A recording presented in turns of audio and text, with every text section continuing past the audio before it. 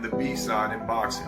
B-side shit. B-side. B-side. And the B-side. You got a B-side. The B-side. B-side. B-side. B-side. That B-side thing. This is the B-Sides Boxing Podcast.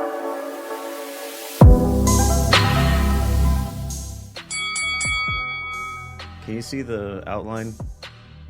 Yes. All right, cool. All right, yeah, I can see it. OBS is not showing now. That's fine. There we are. All right, recording is running. I figured out a new band name. It's gonna be. What's your background? That's from. It's a screen grab from Perfect Dark on Nintendo 64. I thought it was. Me and my brother used to play that all the time. It was my favorite game as a kid. I loved Perfect Dark. The aliens were fun. The main alien was named Elvis. Oh, God. Oh man. Yeah. Before I get lost in my nostalgia, I got this band name, and it's kind of a mashup. So it's gonna be Drip, Nada, and the Casuals. And right now, I'm the only one. Nice. So I am the Casuals. I am all of the Casuals.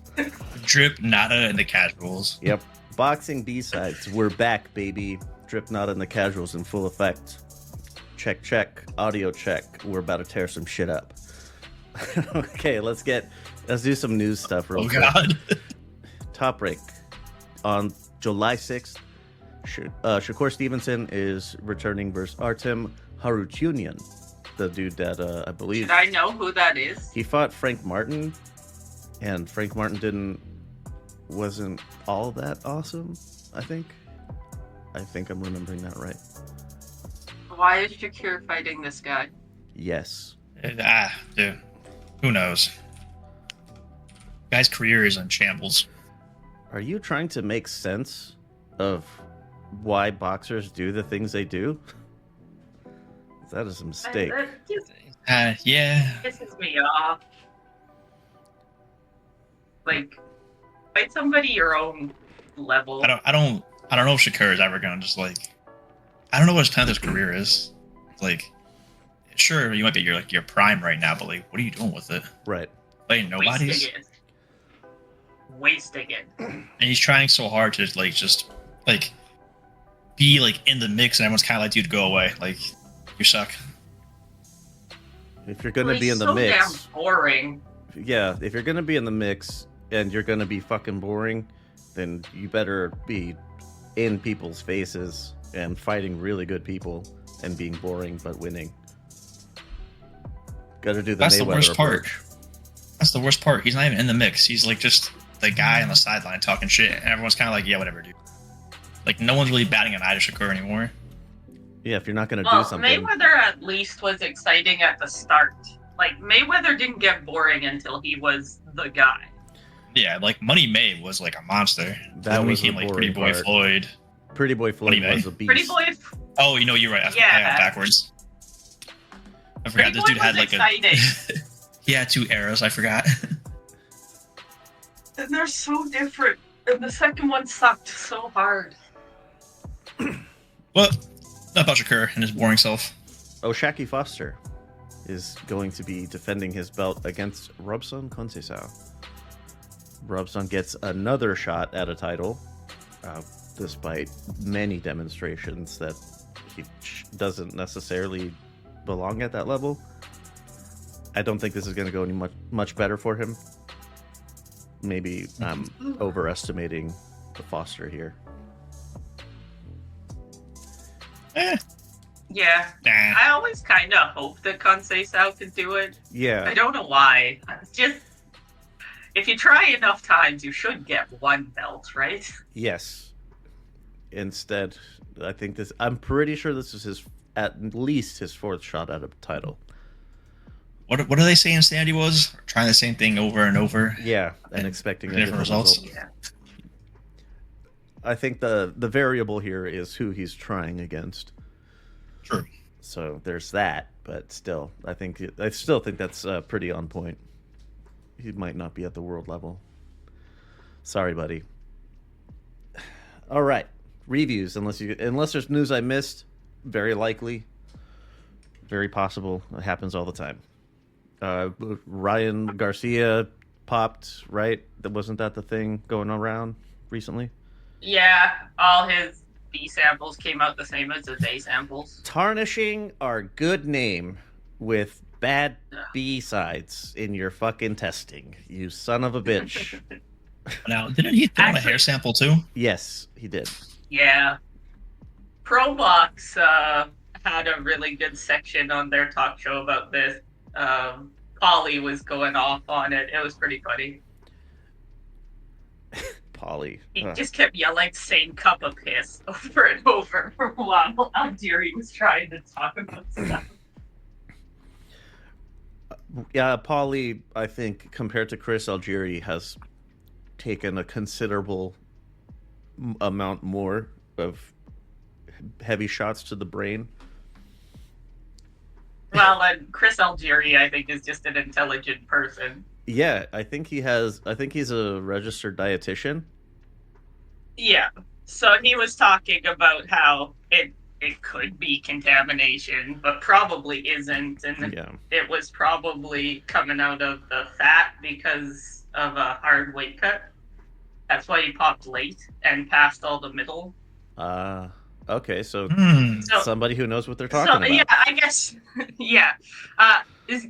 They should go listen to actual Algieri talk about it. But basically, you do PEDs between fights, then you microdose or stop completely during the testing period.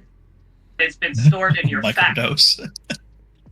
Yeah, but it's been stored in your fat. So as you get closer and do the weight cut, if you have a bad weight cut, you break down the fat and it gets back in your bloodstream and your urine and stuff.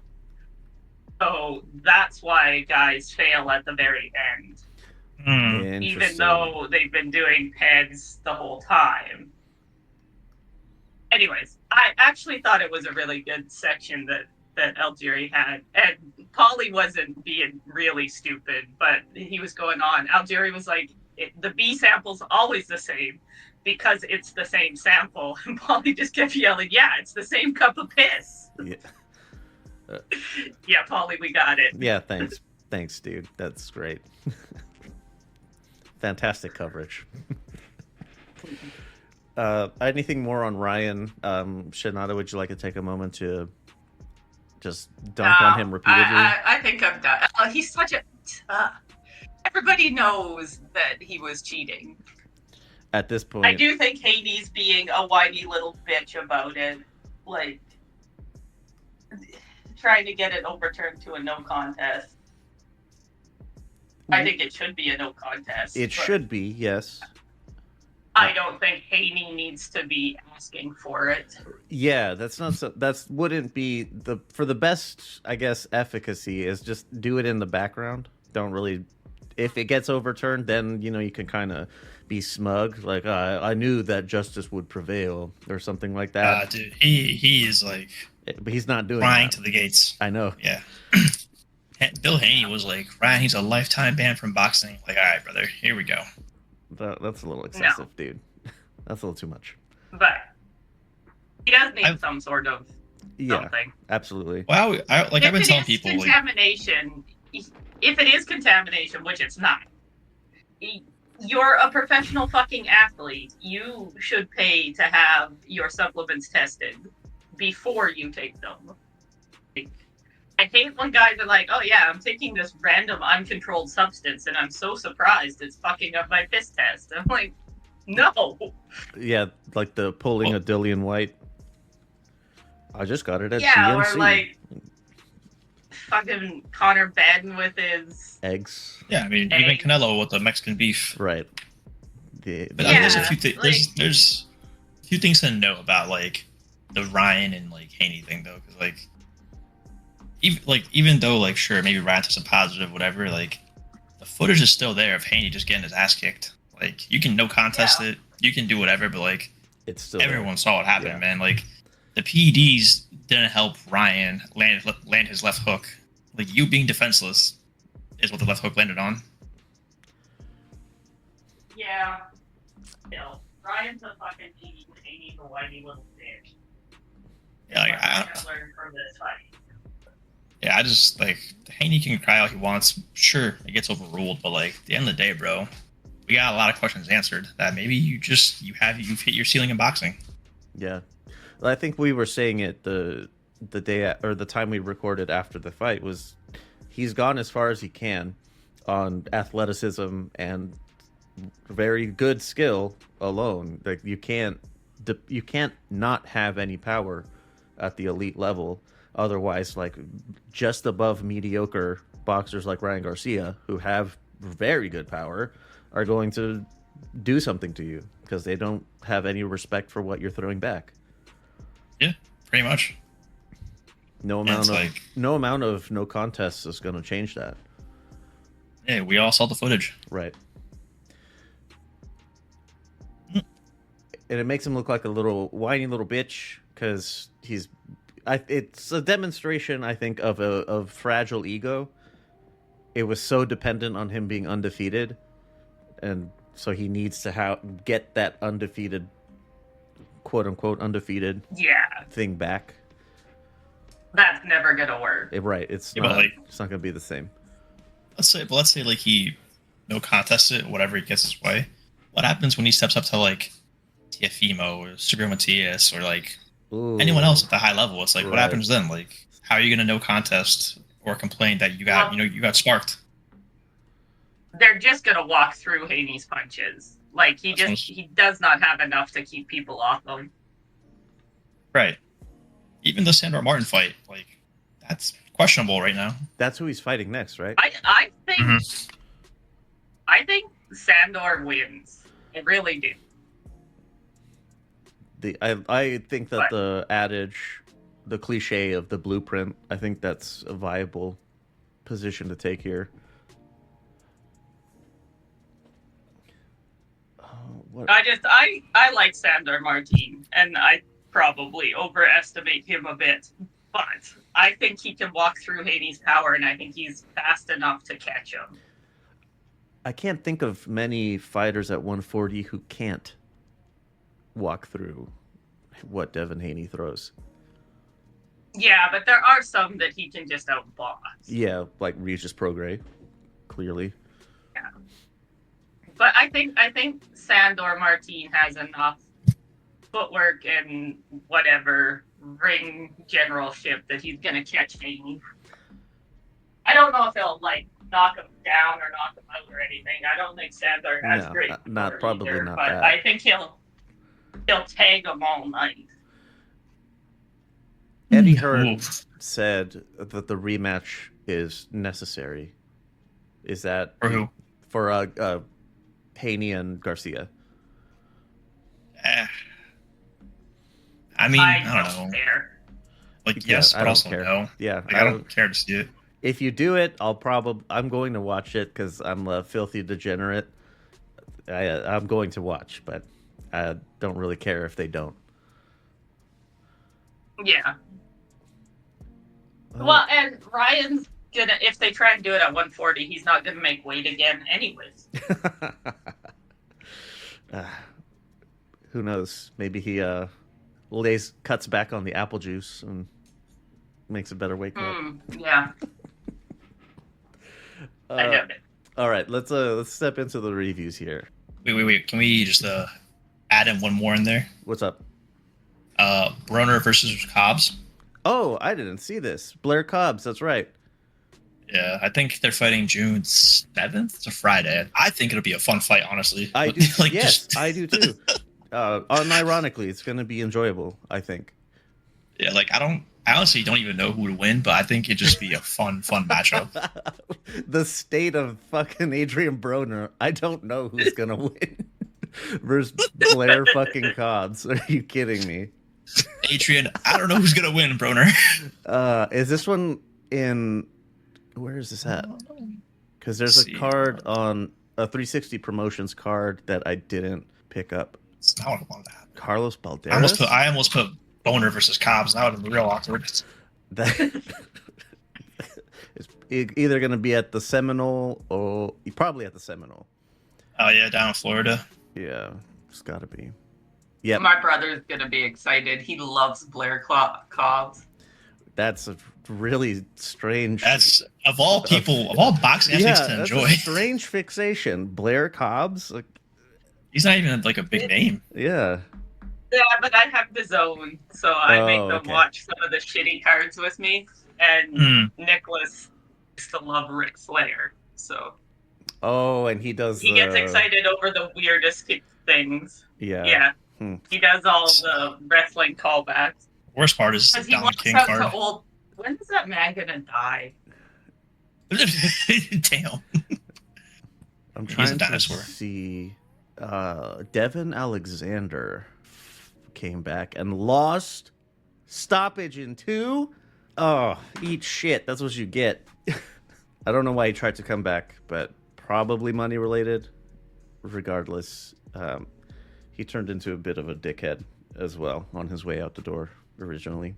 I think maybe my fixation that would be similar to Blair Cobb's would be Lamont Peterson. I liked him a lot. He had a good story. All right, let's get into the reviews. So here we go with the Lomachenko-Kambosos card. We missed last time, so we're a few weeks removed from that. From the bottom up, just going to quickly breeze through these till we get to the co-main here. Oh, fuck. Is this an Islander name? Hemi Ahio. Stops Lucas Brown. Oh, rest in doo-doo. Joseph Goodall gets stops Fega Apalu. Imam Kataev stops Ricards Bolochnik, I think it was. Nina Hughes, majority decision. No, this one's a mistake. That I'm doing the same shit that the announcer did. Sharnika Johnson. Oh yeah, gets the. I forgot about this. Gets the majority decision over Nina Hughes for the WBA 118 title. So that was actually kind of fun. I'm trying to think if I'm trying to remember if Sharnika was she wasn't very defensively sound, right? Like she was getting hit quite a bit. Yeah, they were both getting hit remember. quite a bit, I think. Yeah, poor defense. Yeah, everybody in Discord was more concerned about Sharnika's OnlyFans account. Oh, Yeah, I remember Sunday Puncher was being kind of weird about that one. Right. Like, man, she's fighting right now. You know, we can talk about that later. But right, so Johnson keeps her title, and Andrew Moloney loses his honor, drops the decision to Pedro Guevara. I'm pretty sure, if my memory serves, and I think it does, that as close as it may have been, Guevara did win pretty clearly. Am I right here? Yeah, Maloney definitely lost. It was a competitive fight. I was surprised. I was surprised that he lost in Australia, but yes, it would have been a robbery. It would have been a robbery if they had done it. Yes. Both Maloney's losing their belts in, like, what was that, 2 weeks' time? Fucking hilarious. Good times. Good times were had by everyone but Moloney. Throws a little hissy fit as he was. What did he say in the post-fight interview? Like, I've seen enough, like, been on the losing end of enough jobbings that I don't want any more to do with this, or something like that. Oh yeah, he retired. I forgot about that. He retired in the ring. Yeah. I don't want anything more to do with this sport. Basically unretired in the actual post-fight press conference. Yeah. Kicked chairs around. But, that was nice. I forgot about that. Yeah. George Kambosos drops the fucking ball here. We had one chance. Getting beat 3 times in your own home city is crazy. Yeah. He's been, relegated to the lower tiers. And lightweight is way too stacked right now. Sorry, buddy. It's not going to happen. Lomachenko picks up the title. Can he go down? Kambosos? I think he go down probably 130. Because didn't he miss weight for Devin? Oh, he did. Art of War? Yeah, I don't know if George Kambosos can go down or keep getting his ass kicked like this, because that was an ass kicking. It was bad. That was bad. was Like, Cambosis is a tough man. He has his heart of a warrior, or whatever the hell he calls Spartan. it. But he got his ass kicked for however many rounds that went. All 11 rounds. Yeah, all 11 rounds that it lasted. Not Like, good. George did not win a single round. I don't even know if there was really any competitive rounds. No, maybe This I was think there back was to maybe one. No Moschenko. The contemporaries for Lomachenko are Denis Branchik, who fought, we'll be talking about in a little bit, Shakur Stevenson, and Navarrete. No, Branchik beat Navarrete for the title. That's right. Who am I thinking of? Oh, Tank. No shit. I don't know. I don't know if he would fight Branchik, just because Ukrainian homies or whatever. Oh yeah. Baranchik said he would fight Lomachenko. He did say he was willing to do it, but it wouldn't be an all-out weird fight affair like it would be with anyone else. Be a weird fight. A while ago, Andy Lee, who's Romani descent, he lives in Ireland, and Billy Joe Saunders, who lives in the UK or in England, but he's also Romani descent. They fought each other, and it was just like a sparring session turned up a little bit. It wasn't all that exciting. Boring. It was pretty rough, like boring to watch. I think that's what we would get if Lomachenko and Branchik were to fight each other. You think? I do. I don't know. I don't know. I mean, the Mexicans fight all the time. I think the Ukrainians would take it very I don't think seriously. Mexicans are as It would be a real fight.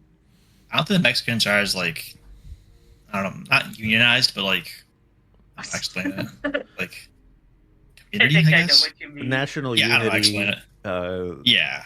Mexico's a lot bigger. There's a lot more people. A lot of regional rivalries that you can play up, just like the U.S. does. Fair enough. And right now, the geopolitical situation in Ukraine, I don't expect they would want to have like an in-house kind of thing. I don't know. Maybe I'm just reading too much into it. Yeah. I don't know how it get turned the out. whole nationality thing or nationalism thing very much. All right. Something that I do want to read a lot into. On the May 18th in Saudi Arabia. Oh, baby. We're going to go from the bottom up real quick. David Naika stops Michael Seitz in 4. Daniel Lapin stops Octavio Pudivider. I think I got that one right. I'm going with it. Stops him in 1. Moses Itama stops Ilya Mezenkev. I'm really fucking this up. TKO 2. Isaac Lowe gets the referee points decision over Hasbullah Ahmadi. That was a 10-round featherweight fight. Why would you have the referee points on a 10-round fight? Doesn't make sense. Robin Safar. UD over Sergey Kovalev. Wait. He almost stopped him in the 10th. If I recall correctly. It was really close. Yeah, no, Sergey made the bell, but He did. Barely survived it if I'm recalling correctly. Yeah. Like I think they could have stopped it, but there was only 5 seconds left after the count or something, so they let him finish basically. Shadow of Sergey Kovalev. I'm not sure if this is a good look for Robin Safar. It took him 11 rounds, 12 rounds to beat a decrepitated Sergey Kovalev. 10. Yeah. It wasn't a 12 rounder. 10, right? Yeah. So not a good look, I think. Not great. There are other cruiserweights we'll be discussing a little later that might be in his wheelhouse here. But moving up, Mark Chamberlain, a favorite of Turkey Al Sheikh or whatever the fuck his name is. He's his personal. I think that's his. Mark Chamberlain is his Lamont Peterson or Blair Cobbs. Stops Joshua Wahab in the first. It was a good stoppage, to be completely fair. It was. Oh, yeah. It was a good one. Good knockout. So ups to him. That was at lightweight. I'm not sure. Mark Chamberlain, does he make it to the elite, like, world level, the title level? He has like the WBC fucking chingadera. It kind of puts him in line for Shakur, but I'm not sure. I think it's too soon to tell. I don't think he's ready. Yeah. I wouldn't say now. That's kind of the feeling I was having. Was maybe a few more fights, like 2, maybe 3, depending on how they go. Man, speaking of, I had no segue there. Ajit Caballel stops Frank Sanchez in 7. My heart breaks. Frank Sanchez drops the ball. Like, something was fucking wrong with him. And I don't mean like in a mental sense, like something was physically wrong with his... They said it was like his leg or his knee or something. Knee, he had a knee brace on. And it was really obvious that he was not moving the way that he normally does. And in the corner, they didn't have a translator for this one, but I could hear in the corner Reynoso telling Frank, like, we know that we can't move around as much as we want to. You have to throw more punches. Like, you're going to have to beat him with head movement and making him throw more punches to give you more openings. So I think they knew that they were coming in on a bum knee. Probably didn't want to turn down the money, I guess. I wonder if they underestimated Caballel? Caballel. It's possible. Because he's not a very big name at all. No, he's not. I mean, now he's definitely going to be a bigger name, but I wonder if they just underestimated him and said, fuck it, we could win on a bum knee. Right. Limited movement and better upper body movement would be enough. Caballel with his pressure and body punching. Good lord, the pressure was He didn't expect sick. that at all, probably. Yeah, exactly. He didn't expect the pressure. It's unfortunate. I like Frank, but... I wonder if Reynoso was even the right coach for him, though. Because there's, like... For the way that Frank Sanchez fights, maybe not. That's what I'm saying. Like, Frank Sanchez is a mover. Right. And, like, Reynoso kind of just, like... They all have one style at Canelo Camp. Just kind plod of, yeah. forward. The pressure counterpuncher is, I think, what the kind of the mold that you get with a Team Canelo. Mm-hmm. Unironically, if that knee situation is not like a permanent problem, and he's a Cuban 40, so we don't know what that actually is, but it's definitely not 40. Unironically, I think he should train with Usyk. They would be perfect fit, I think. Oh, yeah, for sure. Anatoly Lomachenko would be a great coach for him. Granted, the language barrier would be crazy. That would be pretty rough.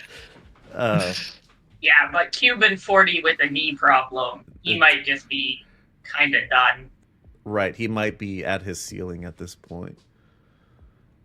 I feel like Frank Sanchez has been a prospect for, like, years, bro. Like, long time. He's been a prospect, like, his entire fucking life. It's pretty... That's what I'm saying. Like, granted, he's only 31 years old, somehow, but, like... You know what's a safe fight for Frank? Jared Anderson. Because Jared Anderson doesn't do a goddamn thing. Ever.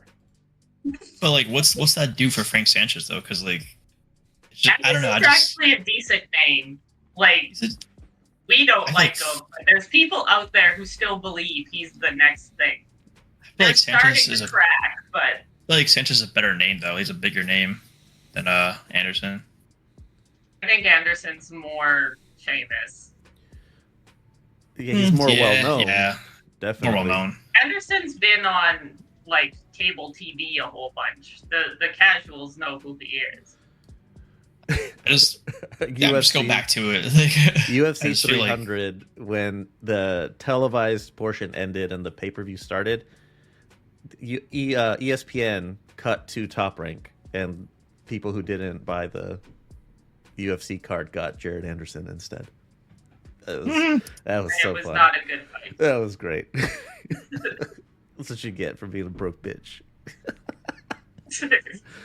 All right, Caballel.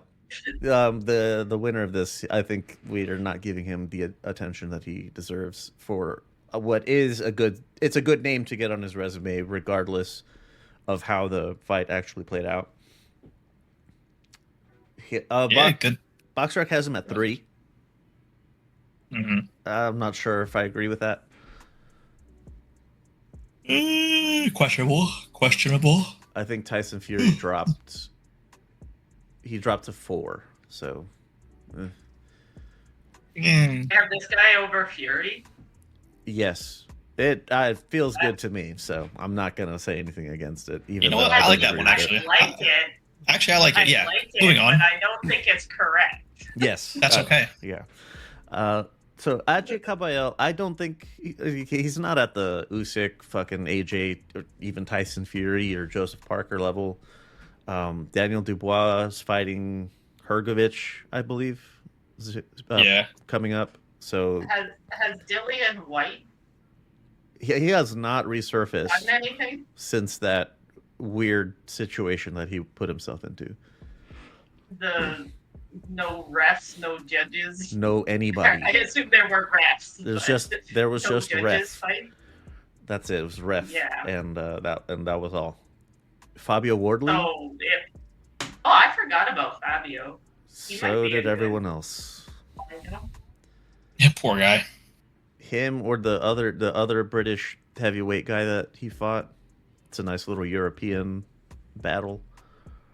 F.A. Ajagba? F.A. Ajagba's pretty good. I was gonna say Jogga's pretty good. For That's them to a match big up. step up, I think. I think that's a big step up for Ajagba, to be honest with you. That's what I meant. Oh, I think okay. it's a big step up for a. Yeah. Dillian White. There you are. He has not fought since he beat Christian Hammer. I still haven't heard anything about that. Good name. Moving up.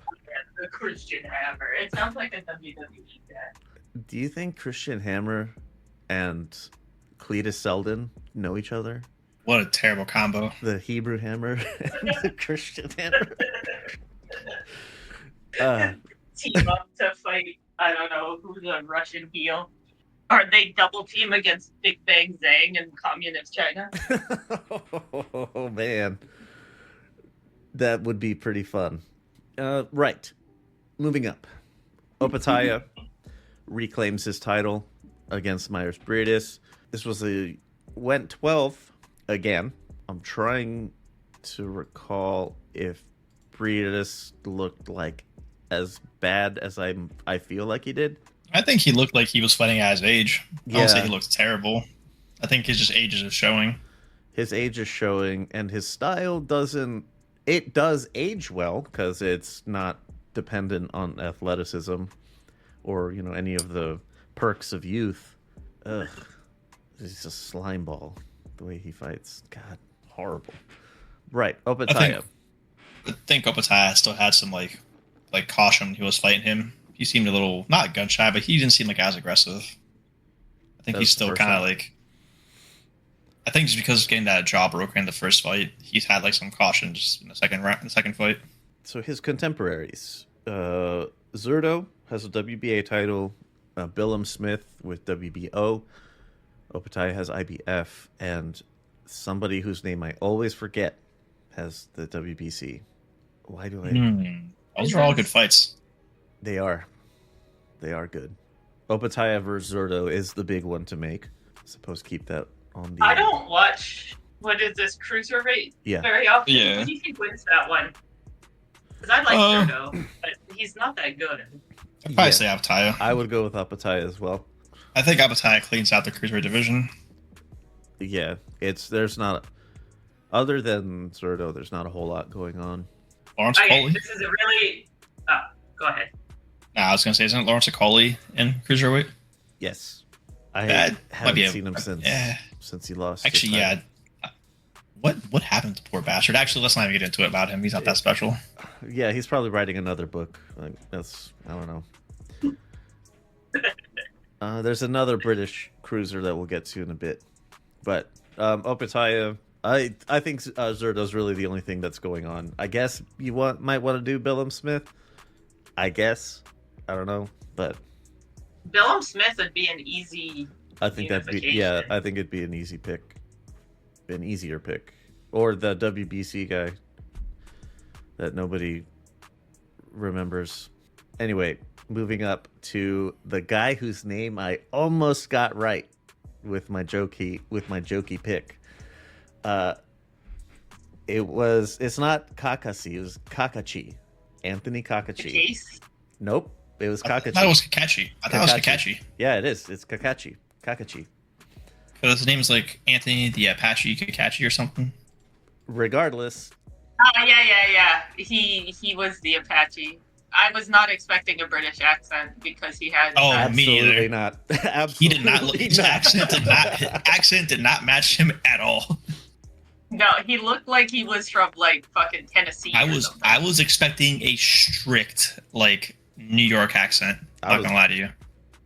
Appalachian would have been fitting. Yeah, I was picturing Appalachian, like hard to understand, up in the mountains. Okay. Instead, it came with the whole fucking Tuesday in it, mate. I was like, what the fuck? So I fell asleep because this card started at 11 p.m. and didn't end until like 7 a.m. here. I fell asleep and I was so excited to watch the Cortina fight, and I woke up to the crowd noise when he went down. So that's, I think, so the one to bring up is that what started Cordina's downfall was a hit on a break. Now, it was a pretty dirty hit, in my opinion. The ref did call a stop, I think, but wasn't very loud or forceful in any way. Just kind of passively is like, hey guys, cut it out. Let me break you up really, really gently, or for whatever reason. As they were breaking up, Cordina got hit with a huge punch that really dazed him, and it was all downhill from there. And that happened third or fourth round. It was early, so he held on to the eighth, which is pretty good. The third, yeah. So good I think that ref was doing a shit job. He was, absolutely. Because that exact same scenario happened 3 or 4 times afterwards that I was awake for.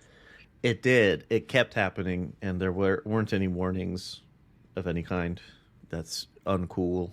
But I would like to see a rematch. Yes, but like I think said, so. I like Joe Cordina, so I'm a little butthurt that he was hurt on a break like that, and it cost him the fight. Also, his Instagram has been super sad since he lost. Why? What has it been? Well, just like pictures of him being like, guys, I'm really sorry, and then it's thanks for all the support, and like, it's been 2 weeks and I'm still really sad about losing my, like, not that whiny, but that's the heart of the post. Right. And I'm like, Joe, just like, go home. It's okay, buddy. Like, yeah, people lose sometimes. It's fine. But he is clearly upset about it. I think a rematch would give him the fire. Oh, I think Cordina would win the rematch. I think he would be more heads up on the fight dirtiness and angry. So Kakachi's contemporaries, he has the IBF 130. Oshaki Foster has the WBC. I think Navarrete still technically has the WBO. It's just a matter of if he's going to stay at 35 or not. So, up in the air. Who's the WBA? Is Lamont Roach? Yes, Lamont Roach. I've never seen this guy fight before, so I actually have no idea how good he is. Yeah, difficult to say off of one, and especially when all of your momentum comes from a pretty cheap-ish shot. It's difficult to have a lot of confidence in it. Right. Personally, I would like to see the rematch. If not, I would like to see somebody kick his ass. So. I think the rematch is warranted. That's just me. He did say in the ring that he would be happy to do the rematch. People say shit all the time. Right. Well, speaking of saying shit all the time, Tyson Fury. Yep. Loses. A split decision. Alexander Usyk is the undisputed heavyweight champion. First one in the 4-belt era. They kept saying... I am so happy. 20 plus years. Yeah, it was a good one. It was a good fight, I think. It opened up pretty competitive. Fury started pulling away in the middle rounds, and then round 9, Usyk clips him, and it's fucking curtains from there. pretty much. Almost, I think he could have been stopped. Anyone could have stopped it. Anyone else would have stopped it in the 9th. I was just going to say, what do you guys think about the standing 8 count in the 9th? Because I think either stop it or let him keep hitting him, because there's stop him the first time he hits the ropes. Like, the ref waited until there was no time left in the round to finish after the count. Either give him a count the first time he hits the ropes hard, or let Usyk finish him. I think it's because he was kind of like pinballing off the ropes. Like that's kind of why they gave him a little more of like a chance. But I think if it went on like just 2 seconds longer, because you could see, like, if you go back and watch it, you could see right when the ref stops it, Usyk had a left hand cocked, ready to take him out into the shadow realm, but the ref jumped in. Like it's just a picture of Fury looking up, Usyk fist cocked back, and the ref jumping in. It's like if they went on like 2 seconds longer, I think it would have been like a KO. Well, and the way the ref jumped in, I really thought it was a stoppage. I did too. Like, watching it, I thought it was stopped. I thought Usyk had the knockout. I thought it was going to be the greatest thing ever. And then he starts counting, and I'm like, what the fuck? I don't think he had a, like, because he didn't like fall through the ropes. He kind of like collapsed into the ropes. He fell he was still into the ropes. Just, like, yeah, but he didn't like fall through them like in a bad knockout. Like when he knocked out like Bellew's head like landed on the ropes. Like Fury kind of just like collapsed and like took a knee onto them. So like I think if he would have waited a KO, they would have 100% disputed it through Team Fury. I think 10-8 makes Fury sense. would have bitched and moaned, but But don't get me wrong. I think if Usyk landed that very last shot, it would have been like a KO then, because it was just lined up perfect. yeah, I don't think it's atrocious, but I do think the ref fucked Usyk out of a knockout. Either count him the first time he bounces off the ropes, or let Usyk keep punching him. You don't get to have the ropes keep him up 3 times and then give him an 8 count. My thinking here, just based on what I saw, standing 8s are usually not allowed. They're not part of the permitted rule set. What is the situation, I think, is that Fury backed into the ropes, and because of his size, made it look like he was falling more than he really was. Whereas when it got pulled into account, was where Fury was actually falling versus kind of backing up very clumsily, very wobbled, but like pinballing around. Yeah, until the last one where he got saved by the ropes. So that was ruled. That was where it was ruled a knockdown. It's not a terrible way to play it. It does take some steam out of the moment, for sure. But I think that the ref played it correctly. Oh, I'm sorry. Go ahead. I think if it hadn't been stopped for the count, Fury's group would have been upset about it. If it had, I don't know. I think that Fury would have found a way to bitch about it anyway, regardless of what happened. Yeah, I just found a perfect screenshot to kind of explain what I was talking about. If you take a look in like the chat real quick, the shot right there is lined up perfectly. I think if it went on just like it went on 2 seconds longer, I think that would have been a KO. If the ref was like a step back, one step back, behind. like I think it was a good call by the ref. Because given the nature of the fight and like the magnitude, I think any other fight it would have been waved off. Yes. I think if that punch landed right there, it would have been waved off for sure. So I think it was a fair count, though. I think it was fair to give him a standing 8. Do you think if the roles were reversed, Usyk would have got the count? Yes. I would hope so. I want to think yes. Okay. Because I really don't think he would have. What's this? I think Fury got it because he's Fury, but I'm salty. What's this dude's name? The referee that everyone... Mark Nelson. Mark Nelson. Everybody was really skeptical about him. I think that he officiated the fight really well. As I was on the watch for shenanigans because of who it was. And I think he played it pretty even-handedly. Fury had Usyk in trouble a few times as well, and he was given the benefit of the doubt. Also, it wasn't as bad as this situation that we're looking at in the screenshot. It was still, though, it was bad enough to where like a British stoppage, as they're called, could have been possible. Fair enough. Yeah, I think I after don't think he did an absolutely terrible job. it I wasn't. just think this was one way that he helped Fury that I don't think Usyk would have gotten the help. I don't think Usyk would have got the count. And everybody's like, well, Fury could get off the ground when he's dead, so of course you give him the count. I don't think that's fair. That's not Just because someone has... I don't think that's a fair thing to do either. Is just because Jack Reese gave him like 15 seconds to get up from the Wilder shot. Fuck, that reminds me. Speaking of 15 seconds, I watched the video. I don't know if it was Uncle Propa. Shout out to him, by the way. If it was his video, but it was like someone counted. No. I'm sorry. It was Demetrius Johnson from MMA. Yeah, he reviewed the fight, and yeah, I think he counted like a 12 or 13 second count. Yeah, so I know Fury, that's the video. That's the video that I had in mind too. Yeah, so Fury got a little extra time again, but that's extra time to get up and then do the walk this way, walk that way, say the alphabet backwards while doing a handstand in Latin.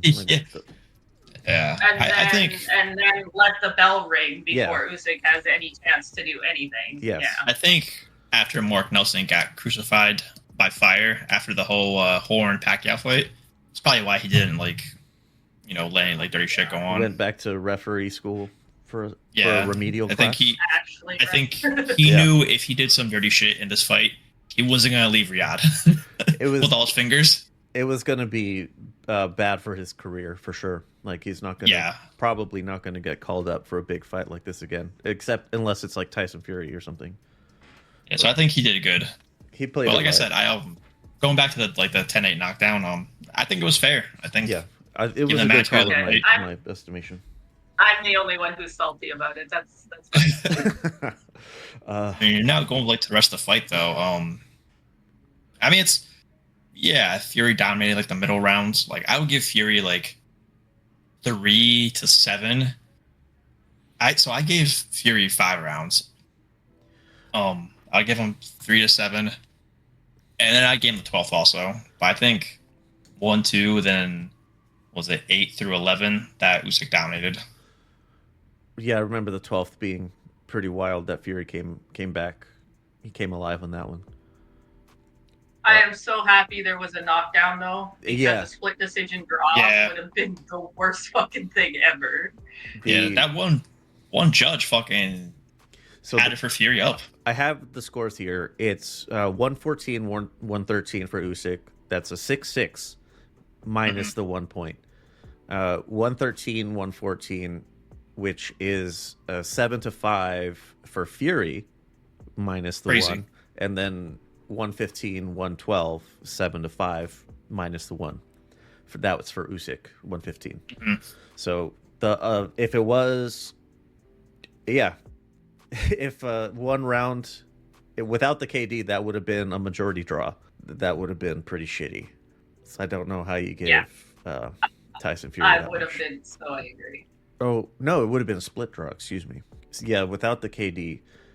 I think last thing on the knockdown situation. I think just to punctuate the thinking of playing it right, because it could have been waved off, and that would have, I think, given the magnitude of the situation, would have been unfair to Fury. Letting Usyk, when Fury was clearly down with the ropes holding him up, and letting Usyk continue to pummel him would have been like an unjust situation. I think giving him the I suppose calling it a standing 8, it gave Usyk the benefit of the point while still giving Tyson Fury a chance to, this is the undisputed heavyweight championship. Yeah. As much as I dislike the guy, it was a good play. But the scores, it's fucking wacky. A split draw without the knockdown would have really been upsetting. Would it have been unfair though? 7-5 for 1-7-5 for each guy, and then a draw card. I think don't anyone- see how you have Fury winning. A majority draw, I could see, but I don't know how you get Yeah, Fury I that don't. extra round. I don't know who gave Fury Sound 5. It's just just don't see it. Let me see here. What rounds Craig would you have given him? Metcalf. Let's have a look. Craig Metcalf. He gave Tyson Fury the 2nd, 4th, 5th, 6th, 7th, 11th, and 12th. Second round's kind of crazy. And the 11th and 12th. 11th, I'm not sure, buddy. 11th, yeah, not sure. 12th, I'll give to Fury. Yeah, but sure. Second, You can say the 12th, and it wouldn't be terrible. but second that's going to be a hard no for That's me. a stretch. Right. Yeah. But Manuel Oliver had the 3rd. No, Mike Fitzgerald had the 3rd for Usyk. I'm not sure there either. Like, I don't know what the fuck you guys are watching. I would very much like to. I want you to have a fucking headset and talk through your scores, and then nobody can hear There it is, and release it after the fact. yeah, there I'm- is one judge that writes little notes. I really like that. They should all have to do that. It's like they're really concise, but he's like generalship or whatever. Like he Right. writes why they got them. So one thing I wanted to point out was Fury's corner, because that came up in controversy a little bit, because you have Sugar Hill giving directions, you got Andy Lee giving directions, and you got Big John Fury giving directions. Who is he gonna listen to? None of them, because he can't hear any of them, because they're all just yelling. Right. That's what I mean. Like, I feel like Fury's corner was just organized, because you have 3 people. One's not even a coach. One's just his dad selling bullshit. He's like, "We're fighting men, son. Just jab him." All right, dude. Take like 2 steps back. You're not being very helpful here. Now, I don't know what Andy Lee said, but Sugar Hill was trying to give good advice, saying, "Don't cross your feet. That's where you're getting caught." Yeah, I heard that one. But now I wonder, like, after this loss, does Sugar Hill like stick with the Furies, or are they gonna cut him? Because like, hey, you lost us the biggest fight of our career. It's like, no, I think your like arrogant father, fucking lost your crazy career. ass dad, lost us the fucking fight. like, I'm Are trying to give you kidding me? directions. Your dad's screaming in my ear, saying, "Jab him, son. We're gypsies." Like, dude, shut up. I don't know. Nobody cares. Yeah, be nobody fucking cares what surprised. you think right now. I'd be surprised if Sugar Hill sticks with him for the rematch, or if they don't can him. Because the Furies have way too much pride. Like, they Way can too- yeah, they're Davison very proud. for was it Tom Ottawa Schwartz fight, or I think it was Otto Wallin. was that the close fight he had with the cut? Yes, Otto Wallin. That's the Yeah, one with the so cut, he yeah. almost lost that fight. What they do? They can Davison. He lost the biggest fight of his career. What are they gonna do to Sugar Hill? Yeah. I think if I they think want Tyson just needs to get his father to go away. yeah, not gonna happen, That's not gonna but- happen. There's two. There, if they want to do this coaching by committee shit, then they should probably have a chat with some MMA coaches, because that's how they do it. Depending on how the round is going, that's the coach who has the most amount of time to speak. But this is boxing, so like it's only one thing that you're doing. I would say most easily, fucking dad Papa Fury needs to fuck off. He's a distraction to the camp. He's a distraction to the team in what seems to be every step of the fucking process. And he headbutts people, like elderly people, for whatever reason. I just wish we could get Yeah, and fucking children. Like, how old was that soldier he headbutted? Like 20? probably 20, maybe? probably 22 or something. Yeah, he's a kid. He's a fucking kid. It's ridiculous. I just really want to get like the audio from the corner cams. Honestly, for to hear like Fury's side. Andy Lee's a great coach. He really is. He is. Sugar think him Hill and Sugar is as Hill- well. So I think him and Sugar Hill are on the same page, but you got Fury in his fucking ear just blabbing, yapping away. is Andy Lee is Sugar Hill Andy Lee's mentor? I honestly don't know. I didn't even know Andy Lee was in his camp. I was kind of surprised by that. He's been in the camp for a while. I think it's like a traveler thing, and he's Joseph Parker's coach. He coached another guy that had a pretty good outing. recently, but right, we gotta get down the card here because we're coming up. We're going on time. Which this is the card that does deserve the attention. To be completely fair about it, but we do have a lot of other stuff. Last thoughts, Usyk Fury. I'm so glad Usyk won, and the Usyk. walkout costume was fucking top tier. It was great. Drip, anything? Yeah, the walkout fit, fire. Yeah. Yeah. Shout out to Usyk, man. What a total fucking stud. But we can touch about that on our topic. There's only one. Oh, wait. No, I was going to replace one with fuck. There's only fuck Tyson Fury. Yep. It's that little song that people do.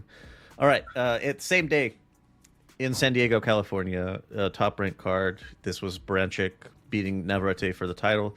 Quickly, Emiliano Vargas. He looked pretty good. Angel Varela was way too tough for his own good. He was getting his ass beat pretty badly. Richard Torres, Brandon Moore.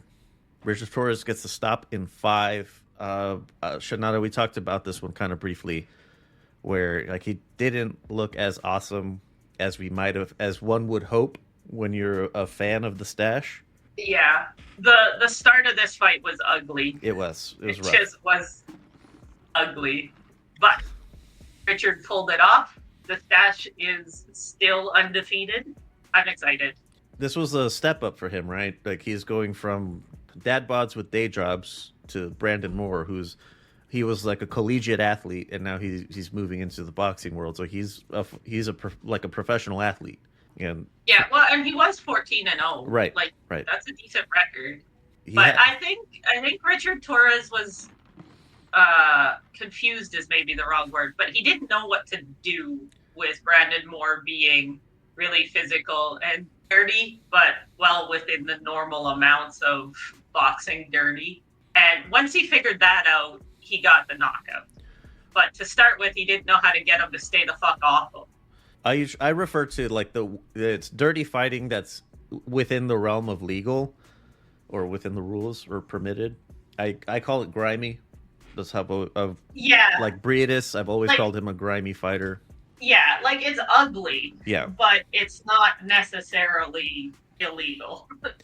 But I think it took Richard Torres a little while to figure out what to do about it. Because it is your job to stop that. But Right. once he did, he got the knockout.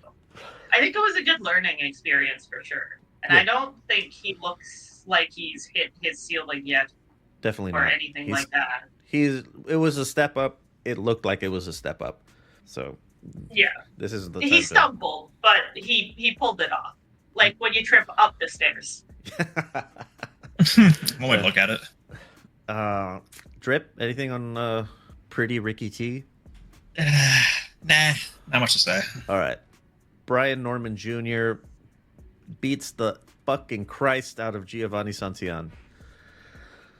Sad times. Santiago was way too tough for his own good. Yeah. The last like 3 or 4 rounds, I think it was 3 or 4. It's like, why are you still doing this? This isn't, this Yeah, is where just your stay corner down, needs to man. step in and say, like, you are not doing anything. You're not doing anything successfully. We need to stop. Yeah. Goodness. Brian Norman looked good as hell. He really did. I'm really excited to see where he goes from here. Welterweight's pretty light at the moment, so it's good to see more contenders starting to fill the upper levels of the I guess the bracket or the tiers, and they're not looking like garbage. Baranchik, split decision over Emmanuel Navarrete. WBO 135 title. Baranchik was so surprised. The slow motion of the announcement on his face. Yeah, it was. Awesome. So the scores were 7-5 and 8-4 for Baranchik, and then 8-4 for Navarrete. I don't know where you get 8 rounds for Navarrete. No. 7-5 is a bit of a stretch, but it's doable. But that was not a good look for Navarrete. He looked like ass. I think his poor camp life and I guess personal habits, dietary habits, are like, you can't keep like eating Snickers or M&Ms all the time Ooh. and expect to be Navarrete looks, he looks like he doesn't want a dietitian. He's has said it multiple times. He did say actually in the post-fight interview, like, are you going to reconsider some of these personal habits, like eating candy and stuff during press events? He's like, absolutely not. Like that wasn't really the problem today. He said it was his he needs to work on his fundamentals and working behind a jab more and boxing more intelligently than being the scrappy cowboy. Cowboy. Yeah. I mean, that's not wrong either. Yeah. But more than one thing can be true at once. you buddy. can do both. Yeah. Yeah. You could do both, go back down one weight class and probably be pretty good. If you fucking train yourself properly, which includes eating properly. Yeah. I really like Navarrete, and I like his personality, and he's fun to watch. But he isn't going to be as good as he could be the way he's doing things. Right. Man. Makes me a little sad. But also, that's part of why I like him. So, catch-22, I guess. Yeah, like, I know that you can be better, and you choose not to be. But he's choosing to be happy. Yeah, So, I guess. I mean, M&Ms do make me happy too, so that's cool. Peanut M&Ms. Yeah, that's what I think that's what he was having. Anytime somebody's like, yeah, I'm making a lot of money and I'm enjoying it, or I could make more money and fucking hate every day. Yeah, buddy, I guess go make your money and be happy. Yeah. Like, not everybody can be Marvin Hagler. Or Bernard Hopkins. Yeah. Like, all right, enjoy your life and make your millions of dollars. So, Baranchyk is champ at 35. We were talking about Lomachenko earlier. Shakur Stevenson and Tank. I'm WBO champ, as is tradition, the weakest champion of all four. I don't know. Given how close that was, I don't expect him to do much better against higher level opposition, I guess. More seasoned at 135, maybe, I should say. It's like William Zepeda doesn't have a belt. Would beat the fuck out of Baranchyk. Ray Morataya, same thing. There's a lot of guys. Mark Chamberlain might be a good fight for him, actually. That might be a good level. I don't know. I don't see this going well for Baranchyk.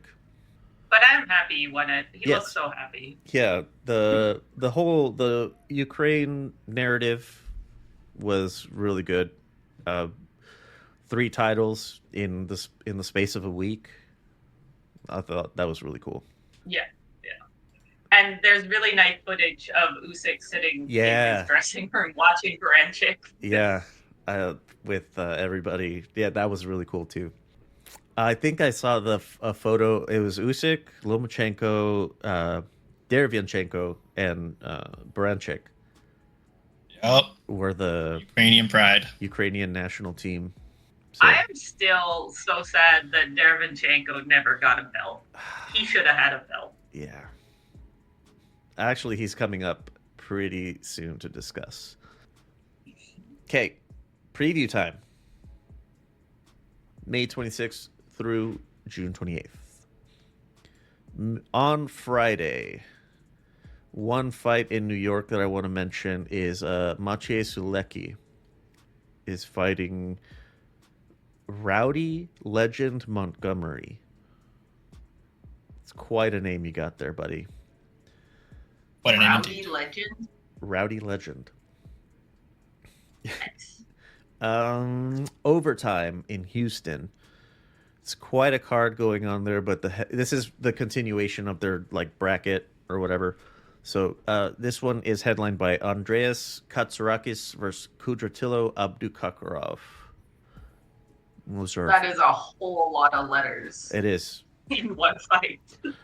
That's 154. So it's pretty cool that they're billed as, so this is a 10-round fight, but it's billed as an 11-round because the overtime being a possibility. But there you go. That's the 31st. On to the 1st. The one everybody wants to see. Unfortunately, the undisputed title fight was canked. Fucking Artur Beterbiev sustained an injury. Mm-hmm. That's what happens when you're like 45 or whatever. All right. This one is the Matchroom versus Queensberry 5 vs 5. And it's going to be headlined by Deontay Wilder versus Zhilei Zhang. Is that also like match? That's right. Deontay Wilder signed with Eddie Hearn. That's right. Yeah. That's a weird one, right? Yeah, it's out of nowhere, but whatever works for you, man. So from the bottom up, Willie Hutchinson versus Craig Richards, light heavyweights. Daniel Dubois versus Filip Hrgovic, heavies. Ray Ford versus Nick Ball. This is going to be a good one. Nick Ball! Ball Nation. For the WBA. Is he going to be as dirty as fuck again? Together we ball. Divided we fall. I think he might be. Ray Ford is not as much of a pansy as Vargas, so this should be a little bit more fun. Ball Nation. Yeah. All right. I do not know why you like him so much. It's the fixation. Sometimes you just pick a weird one. I think he's an exciting fighter, minus some dirty stuff. Sure, okay, but you could pick worse people. I just don't. That's what I'm saying. Yeah, there are definitely worse that you could pick. So Ray Ford versus Nick Ball, WBA title on the line. Hamza Shiraz is fighting Austin Ammo Williams, middleweights. Dimitri Bivol is fighting Malik Zinad for the WBA light heavyweight title and the just crown jewel of, as far as titles go, the IBO light heavyweight titles on the line as well. It's good stuff. Deontay Wilder versus Zhilei Zhang.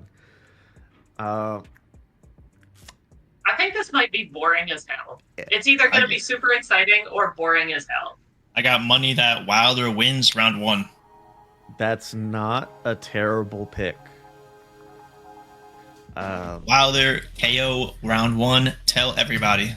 If Zhang thinks that he's gonna, I don't know, like I'm ahead on the rounds or ahead on points because I got a knockdown or whatever.